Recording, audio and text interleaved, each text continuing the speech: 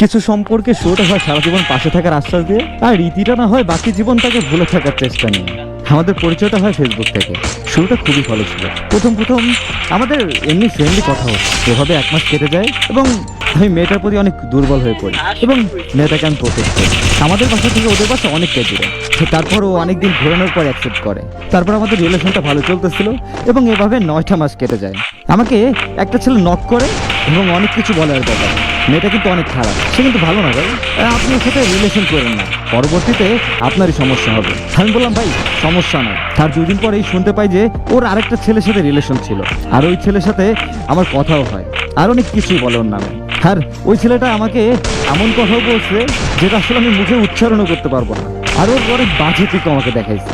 আমি বললাম মানুষের পাস্ট খারাপ হইতেই পারে, কিন্তু সে যদি বর্তমানে চেঞ্জ হয়ে যায় তাহলে সেটাই তো ভালো। আর মানুষ চেঞ্জ হইতে সময় লাগে। এসব তাকে বলার পর সে অনেক কান্না করতেছিল আর বলল, তুমি আমার এইসব জানার পর আমাকে কি আগে